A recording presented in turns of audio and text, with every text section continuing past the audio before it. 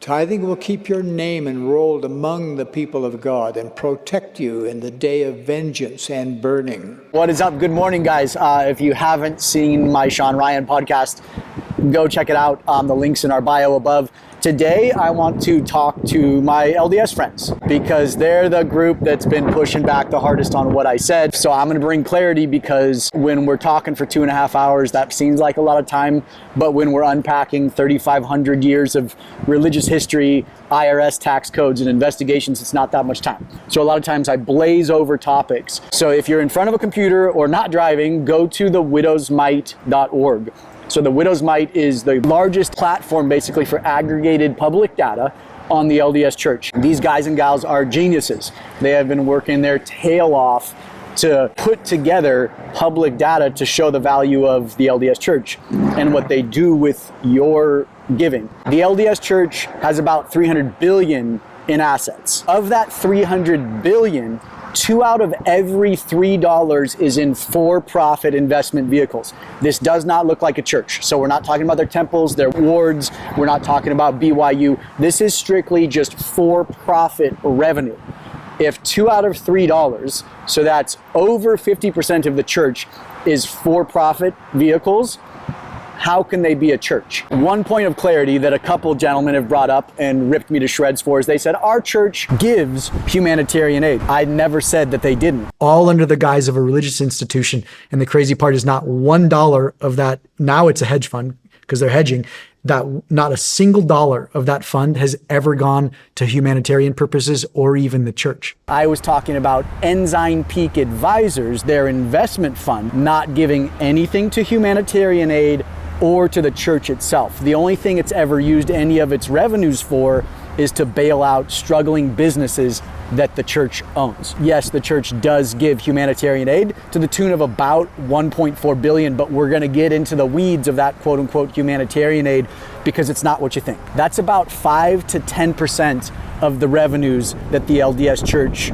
generates every year. Okay, cool. They ask you for 10%. They give about 5 to 10% of their revenues to humanitarian aid. Sounds good, right? Everything's peachy. The problem is that 1.4 billion is not necessarily humanitarian aid. Of that 1.4 billion, about 900 million of it is just member welfare services. So hey, if you're a struggling member, the church is gonna help you out. That sounds pretty good, right? The problem with this is that 900 million in member welfare services doesn't come from your tithes. This is above and beyond your tithe.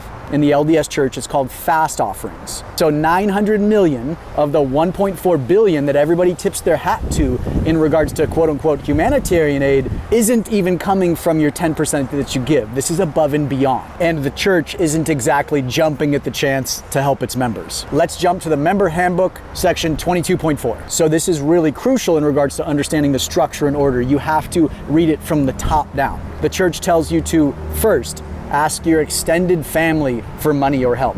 If they can't do it, then go to the government and the community. If the government and community can't do it, then come to the church and we'll help you out. This member welfare, this 900 million of the 1.4 billion that the LDS Church gives away has contingencies. You need to go to church. You should be paying your tithe. If a destitute family is faced with the decision of paying their tithing or eating, they should pay their tithing. The bishop can help them with their food. This is all at the discretion of your one local bishop.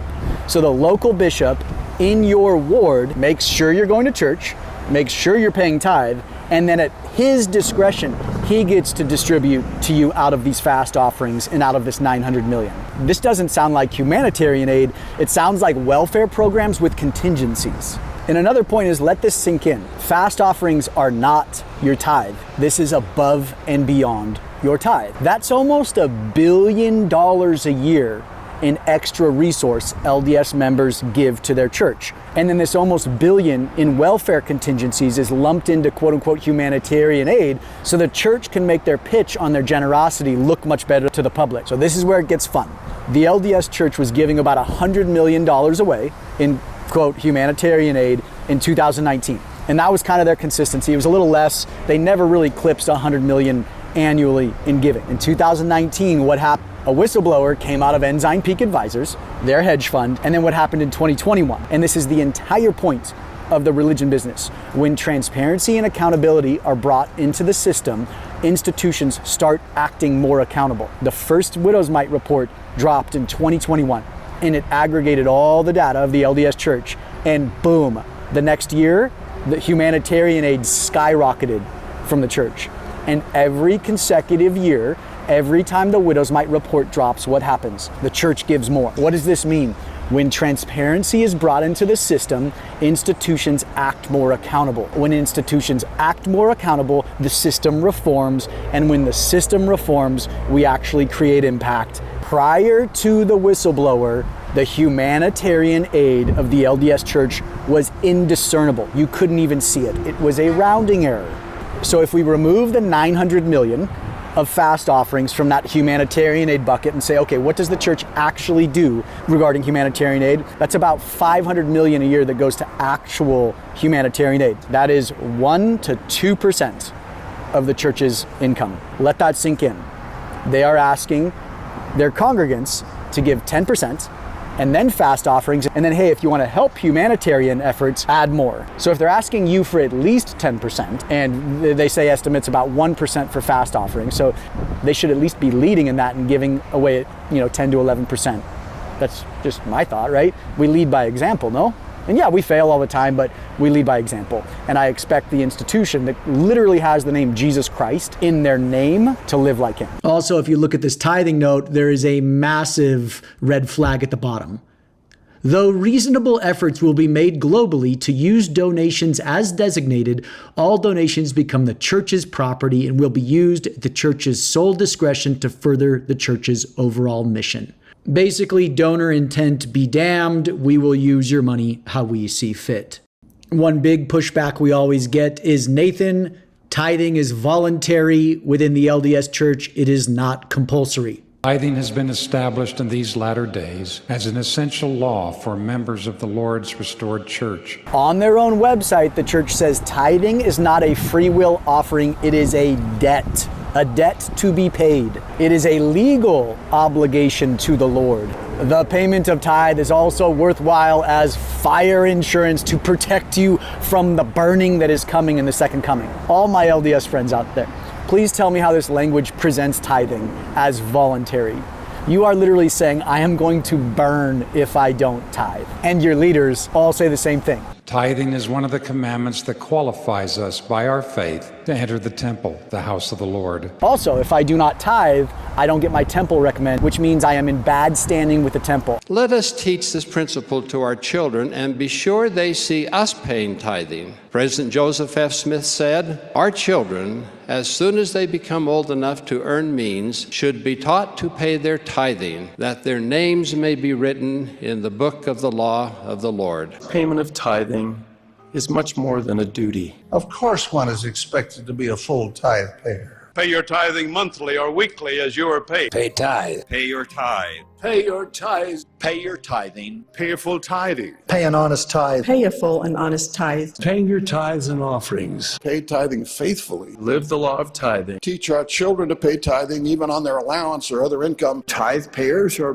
blessed because of their obedience. The payment of tithing is an excellent insurance against divorce. To recap, the LDS Church claims they give 1.4 billion-ish to humanitarian aid each year. The majority of this 1.4 billion does not come from tithe money. It comes from what LDS members refer to as fast offering. That's 900 million of that 1.4 billion.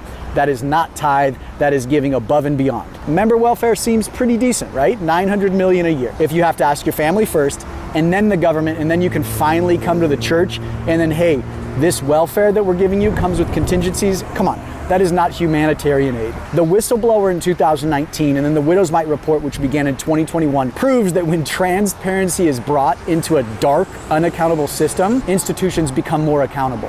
And when we have accountability, that demands reform in the institution, and when we reform, that is when we see impact. There's this idea that the Widow's Mite calls escape velocity. To my LDS friends, in 1907, your prophet said that there will come a time that the LDS Church has sufficient tithes in the storehouse that they will never need to ask you for a dollar again. Good news, that day is today, because you generated almost $24 billion in income off your investments last year. The operation of the whole global LDS church is only about $7 billion. So that means your church can thrive and run in perpetuity without ever asking you for a dollar again. And hey, guess what? They could still double down and give 10% in humanitarian aid, in real, true humanitarian aid. To all our LDS friends out there, we have built institutions on Christ's teachings. Hopefully this video brings clarity to a few points that I kind of skimmed over in the Shawn Ryan podcast. Have a good one, guys.